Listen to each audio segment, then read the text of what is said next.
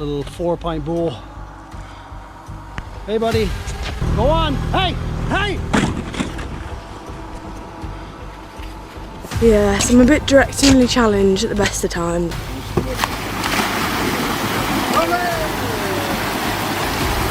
To kick this down now instead of it sliding down.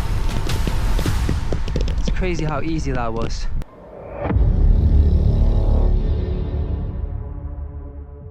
Jess had long felt connected to the outdoors, and van life is the way she moves through it, traveling with her dog Jem as the pair behind exploring gems. But being alone in isolated camps always carries a steady layer of tension. On one solo journey, that feeling suddenly turned serious. While staying on public BLM land for the first time, Jess observed heavy logging, restricted zones, and the mix of untouched scenery with industrial activity. Even with scattered litter and passing logging trucks, the opening days were calm. It was only her and Jem, entirely by themselves. As the weekend drew closer, that quiet began to break.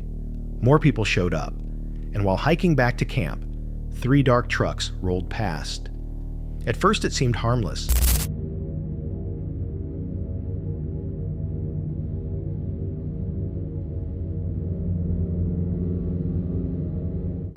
This is the 3rd logging truck I've seen this morning.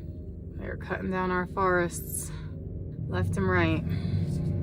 And I'm on BLM land for the first time, which is rather beautiful. The roads are fairly well maintained, but they're doing lots of logging. And there's lots of areas blocked off that say private property. So they're selling off a lot of the land, and just want to raise awareness for myself and anyone else, because this is our land as tax-paying American citizens, our public lands. It even says it on the signs. Enjoy your public lands. Keep it clean. It felt like freedom. Sure, there was the usual trash scattered around. There always is, unfortunately. But other than that, it was perfect. Just me and Jem, completely alone. For a couple of days, it stayed that way. Only the occasional logging truck passed by, and then we'd go back to our quiet little world. But by the weekend, more people started showing up. On our way back from our hike earlier that day, 3 blacked out trucks came rumbling up the road. I stepped aside with Jem, gave a polite wave as they passed, and didn't think much of it. But that moment would end up leading to the scariest night I've ever had on the road. That evening, as the sun started to set, the same group started tearing up and down the road in their quads. Loud and obnoxious, yes, but harmless, at least at first. Jem and I ate dinner, locked up the van, and started settling in for the night. Around midnight, just as I started to drift off, 3 loud knocks right at my sliding door glass. Someone just came knocking on my door in the middle of the national forest, so not cool.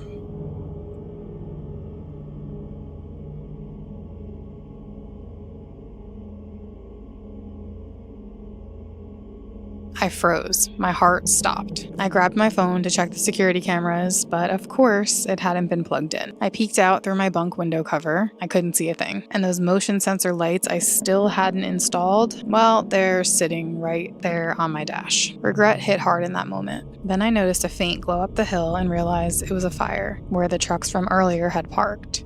During an active level 1 fire ban, mind you. And that's when it clicked. These weren't the kind of people you want to cross paths with in the middle of nowhere. So I just sat there, listening. Every sound outside felt amplified. For the next couple of hours, I barely moved. I watched, waited, and checked the cameras over and over. I felt like my heart didn't stop racing until the first hint of daylight. But they never came back, thankfully. So I drifted off back to sleep. That night, the same group started speeding back and forth along the road on noisy quads. After securing the van and preparing to sleep, 3 loud knocks struck the sliding door near midnight. Alone in the woods, Jess went still. Her cameras were not hooked up, the motion lights were missing, and she could not see outside. Then she noticed a dim glow uphill, a fire where those vehicles had been parked, even though there was an active fire ban. She remained motionless for hours, listening and waiting until morning came. Nobody came back, but the doubts remained. Was it careless behavior, intimidation, or something planned. In her situation, what would you to leave? The Newfoundland Outsider is a channel known for quiet northern journeys, from fishing and hunting to wide, snow-covered terrain. But in this clip, an ordinary moment in the wilderness turns into something much more dangerous. It's easy to forget that even animals that are not predators can still be a serious threat.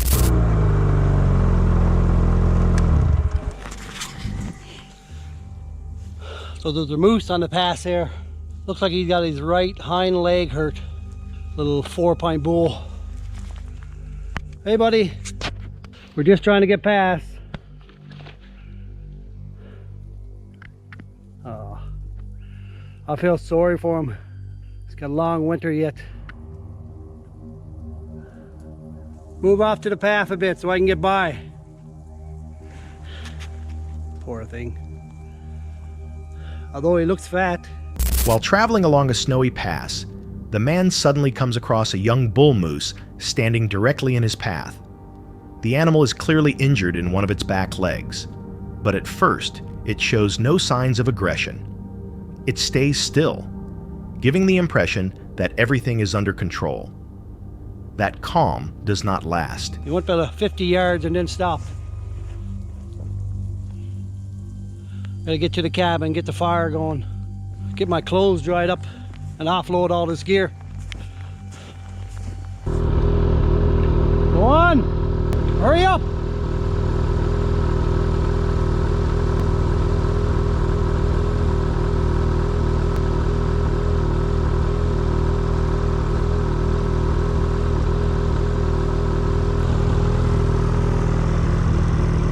Go on, I gotta get down to the cabin. Go on! Hey! Hey!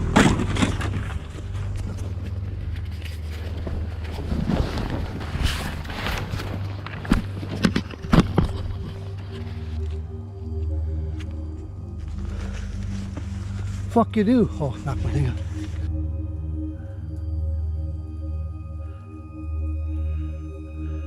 Injured wildlife can act unpredictably, and as the moose raises its head and starts moving closer, the danger becomes obvious. In seconds, the situation escalates. The animal strikes out, delivering a powerful kick that shatters the windshield of the snowmobile. A moment slower, and the result could have been much worse. The moose's injury likely increased its stress, turning hesitation into sudden violence. Thankfully, the encounter ends there, and the man manages to get away without further harm. Situations like this show how quickly things can go wrong in remote places. Was the animal reacting to pain, fear, or confusion? And if you were faced with an injured animal blocking your path, would you notice the danger in time? On October 19th, 2023, deep in the Pine Barrens of New Jersey, an ordinary outdoor trip took a disturbing turn. The video comes from Tucker Upper, a YouTube channel known for documenting nature and unexpected finds.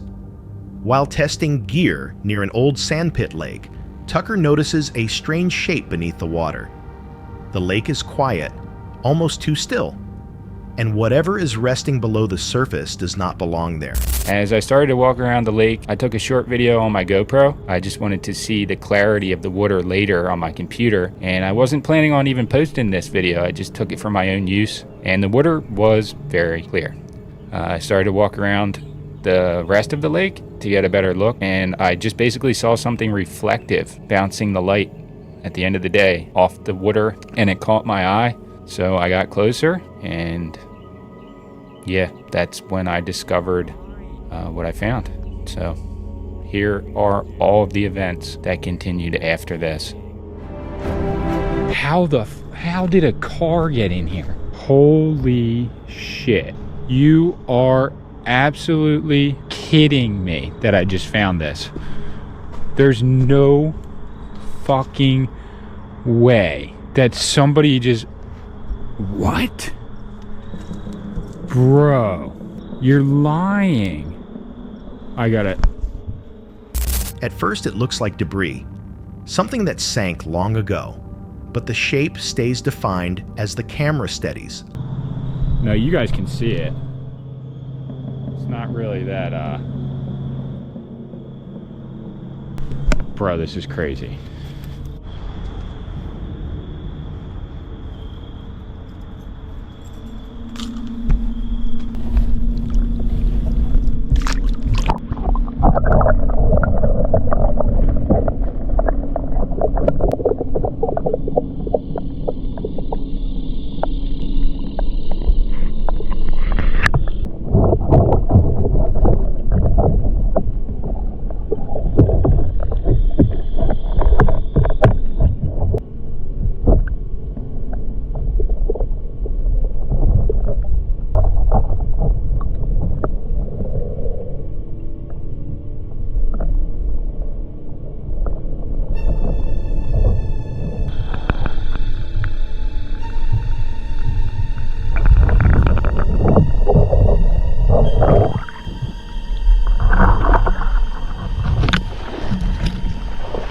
The realization hits.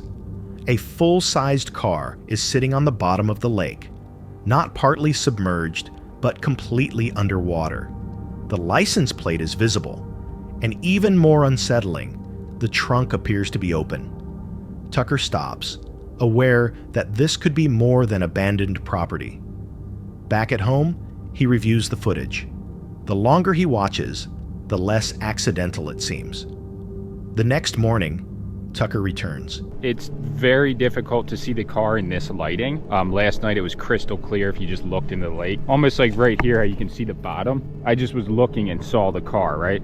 So what I'm gonna do right now is I'm gonna attach the GoPro to a selfie stick, just with duct tape. And then I'm going to, I have the sub NATO attached to the bottom of my surfboard, right? And I'm gonna just float along, selfie stick in hand, past the car and just film with the selfie stick and try and get some shots. Just see how it works. I'm not really sure. I've never done anything like this before, but we're out here, so.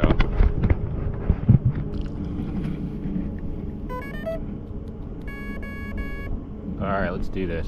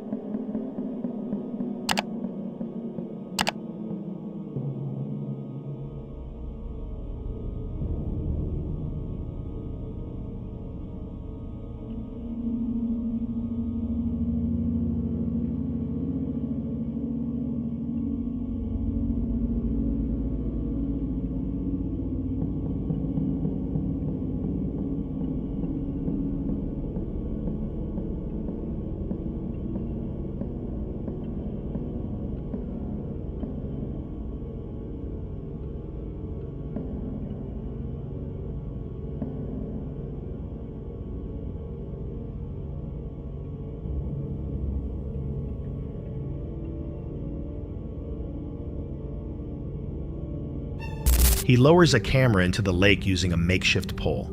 The closer view confirms the details: an open sunroof, loose items floating inside, and no signs of impact that would suggest a crash.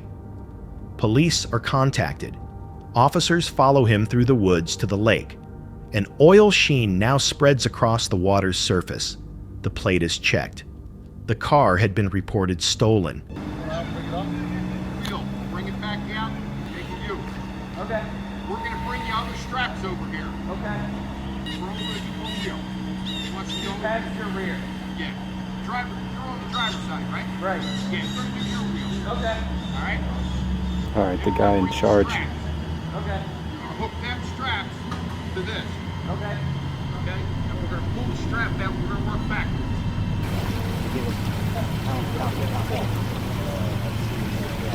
Can somebody, I don't know if you or someone, you're local.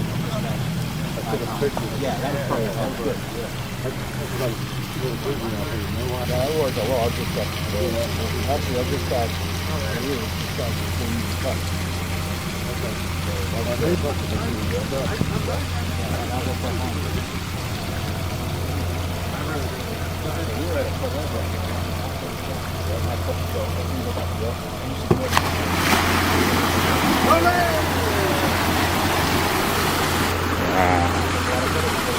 That was nuts.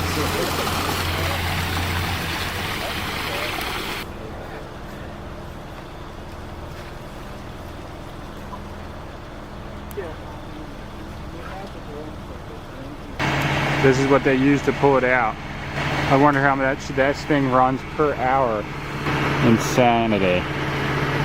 As divers pull the vehicle from the water, the area goes quiet. Water drains from the frame, and for a moment everyone waits, relieved that nothing else is found. Viewers were left thinking about how easily this discovery could have turned darker. If you came across something like this, would you investigate or walk away and never know? On October 16, 2025, solo traveler Kevin Wall documented a long-awaited visit to Yellowstone National Park. Known for calm truck camping and scenic travel, his channel often highlights quiet moments on the road. That day was filled with excitement and wonder as Kevin explored Yellowstone's famous landmarks with clear enthusiasm. Everything felt lively, open, and welcoming.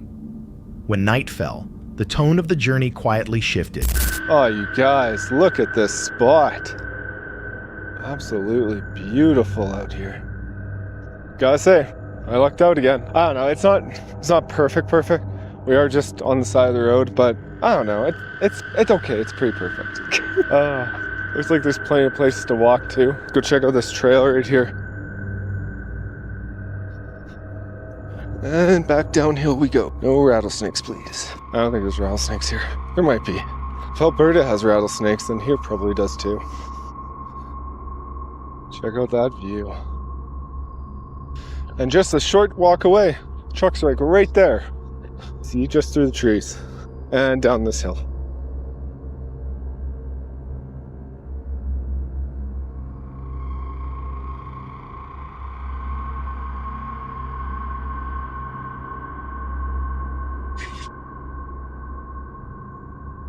Turn on some more lights in here, eh? Maybe open a window or two. Gotta get some dinner started because I'm a little hungry.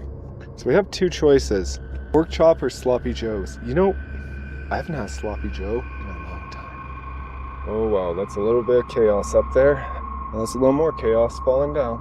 Okay, sloppy joes. No, I know I have one of these because I've been really saving it. I've just never seen a time that I actually wanted to have a sloppy joe. But there is a first for everything.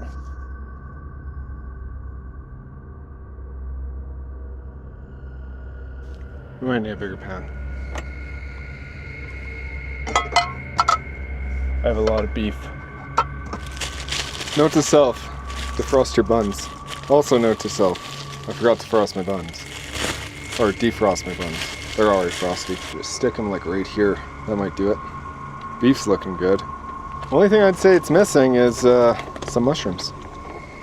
Here we go.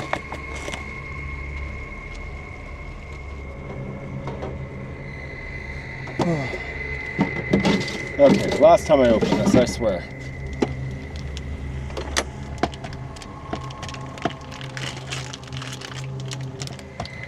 Alright, instructions. 1 can of tomato paste. I might not have tomato paste. I have pizza sauce. Is that the same thing? Do I dare try it? No, it'll just taste like pizza. Ah! How could I have been so naive?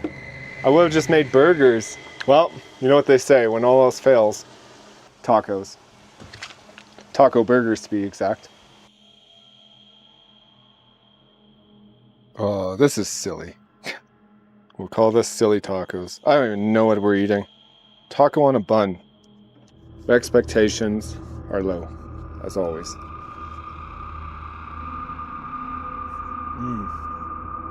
You know, better than expected. Okay, we'll have a little fire for a short amount of time.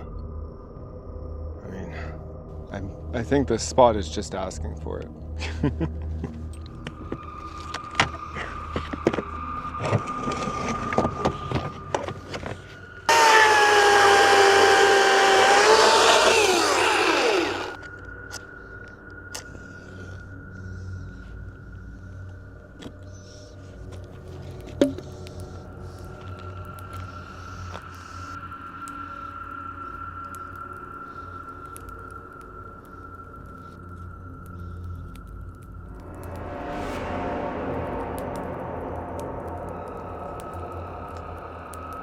Kevin left the busy areas and found a remote roadside clearing to camp alone. The forest was still, with no other vehicles or lights nearby. Sitting by a small fire, he tried to relax. The silence felt unusually heavy, broken only by distant movement in the trees. I think one thing's for certain. We might get a storm out here tonight. I'm just looking at those clouds back there. Yeah, worries me a little bit. I wonder if someone put this log here for sitting. It's not a bad log for that. Suddenly, a howl echoed through the darkness. It did not sound far away. Kevin stopped talking, listening closely as another call followed. The sounds seemed to come from different directions. Kevin quietly wondered whether it was coyotes or something larger communicating around him. Do you guys hear that?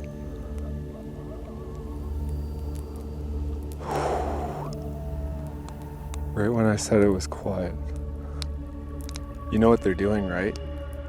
They spotted me, so they're letting the rest of the pack know where I am, telling them that I'm here right now. This is probably kind of creepy, actually. I don't know, it's been a long weekend. Well, actually, it's been a long week. I drove all the way from, Canada on 1 week ago. It's been nonstop filming, nonstop talking and everything else. I definitely feel drained right now. I'm also, and I don't know, maybe those wolf sounds were just in my head. Nothing really happened. This fire died down here, maybe. I will say that wood burns forever. Well guys, after a fun night of listening to wolves and sitting by the fire, I did have a nice time by the fire and everything. It's just, it's a little creepy out there. It's okay, we all get creeped out sometimes, right? But anyways, I think that's gonna be it for this one. I got nothing else for you tonight. I'm gonna head off to bed.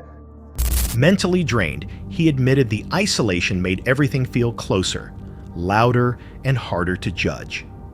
With no clear answers, he chose caution and ended the night quietly. Most viewers believe the sounds were coyotes, but coordinated calls often signal awareness, not randomness. If they were only animals, there was no danger. But would you sleep easily, knowing they noticed you first? On July 5th, 2025, professional climber Magnus Midtbø took on an extreme challenge for his YouTube channel, famous for testing physical limits through outdoor feats. In the mountains of southwestern Norway, near Stavanger, he drew a 20-kilometer straight line across a map and committed to following it exactly, accepting whatever terrain, danger, or outcome the line required. I'm pretty sure this is the top right here. This, by the way, is only 1/3 of the map. I folded it 2 times and we are here. We walked this distance and it's this times 3. So it's pretty hardcore, man. I thought this was gonna be way more chill, honestly. Now I need to figure out, the easy thing though is that it's pretty much straight north. So it's pretty much this way, straight here. Honestly, when you leave me alone, I'm gonna be pretty terrified, because we've done a full 4 or 5 hours of hiking now. This is gonna take much longer than I thought. Yeah. Way longer.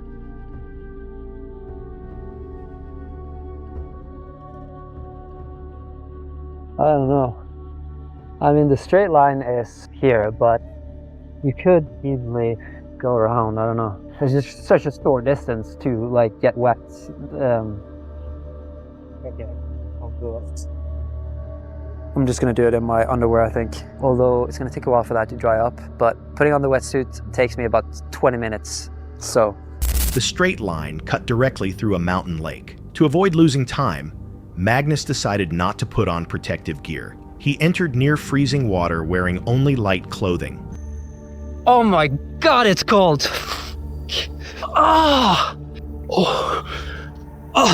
My pee-pee. Again, I need to get warm clothes on real fast.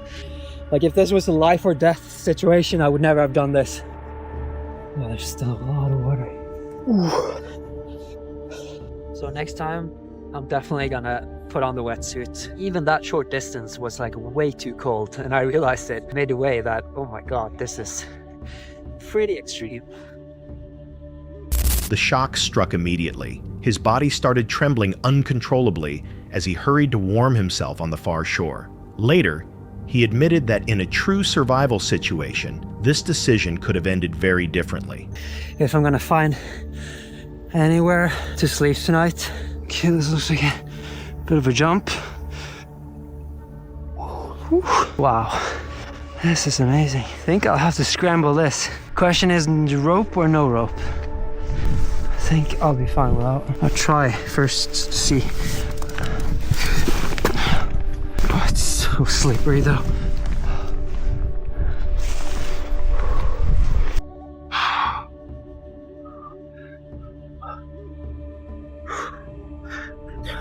Oh, that was a little bit sketchy. I've just gotten started. Like, I thought I was moving fast, but I'm moving really slow. Like, the challenging part is yet to come. Look, snow. This is the first snow I've seen.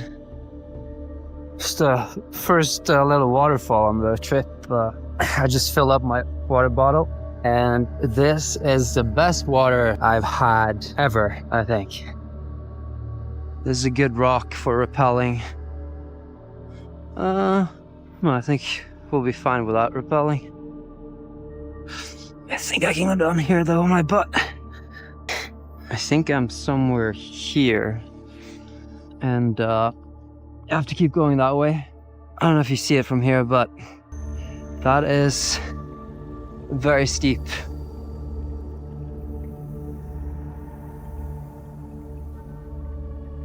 I find it really fascinating that no one has probably walked right here. Safer to kick this down now instead of it sliding down. It's crazy how easy that was. If I don't use the rope, it's not gonna take me that long.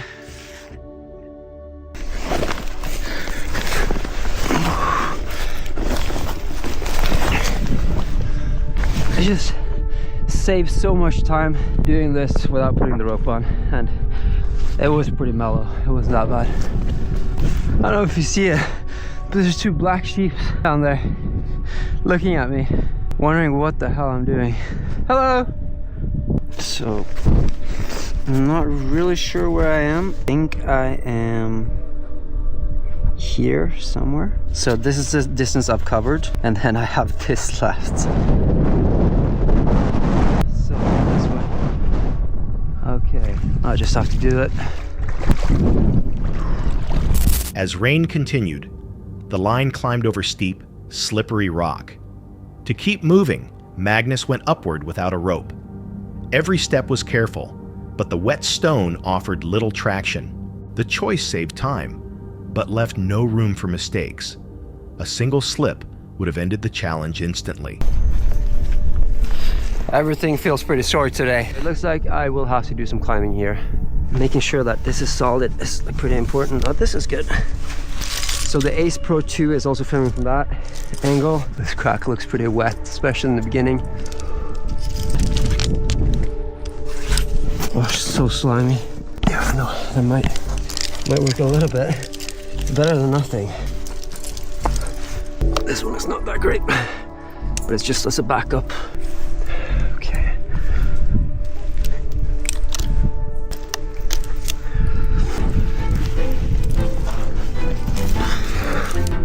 Whew. This probably took me an hour in total, and I've moved 0 meters or 1 meter maybe in distance. Now I just need to keep going that way. I still have to rappel down though, so now I'm just gonna tie the rope up here, rappel down, get all my stuff, climb back up, and then continue. I also have to get the camera that I put down there.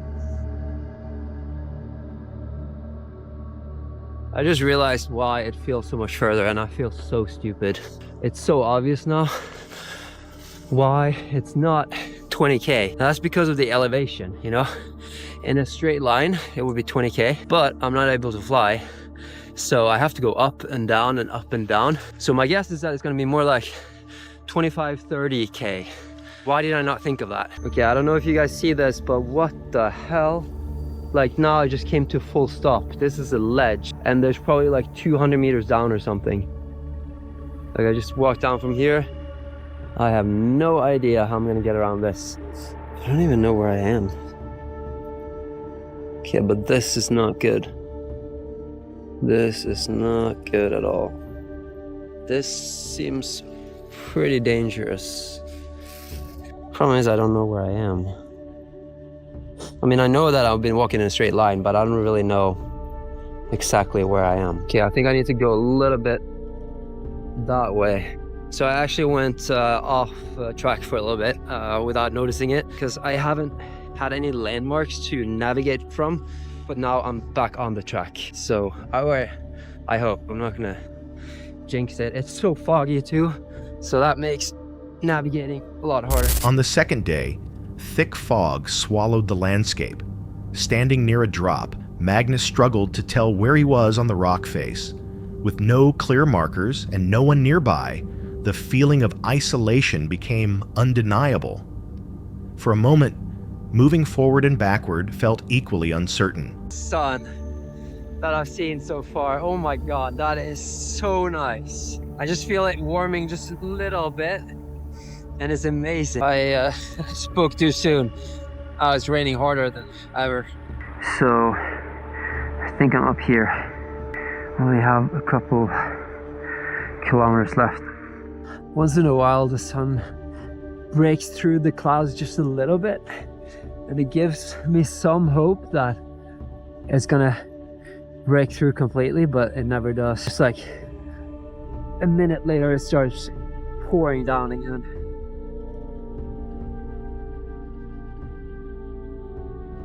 It's been sunny the last half an hour. I don't want to jinx it, but this is amazing. Now I'm about just a kilometer away. I'm expecting to see Marcus pretty soon.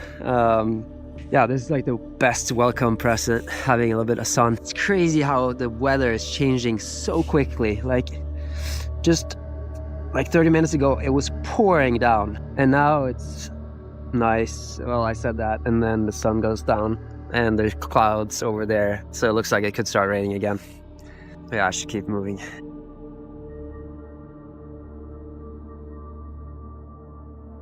Yeah, I don't know. You should have seen me like 45 minutes ago when I was like all soaked. Hello. Man, did you realize that it was more than 20K? When we measured 20K, that was like in air, you know? Of course you're going. But I would go up and down and up and down. And I realized that halfway that this is gonna be way more. But it was harder than I thought it'd be, this, honestly. So we have about, I don't know, 500 meters, kilometer or something that way. And that is the end point. I think this is it. Look at that. Oh my fucking god. This is just incredible. Look at this. Oh my god, what a place. This has been an insane trip. So much harder than I expected. What unsettled many viewers was not the difficulty itself, but how often progress depended on choices that could not be undone. When endurance takes the place of caution, how thin is the line between controlled challenge and irreversible error? That's it for tonight. Which moment creeped you out the most? Drop it in the comments. Have your own story? Share it with us, and stay tuned. The next one is even darker.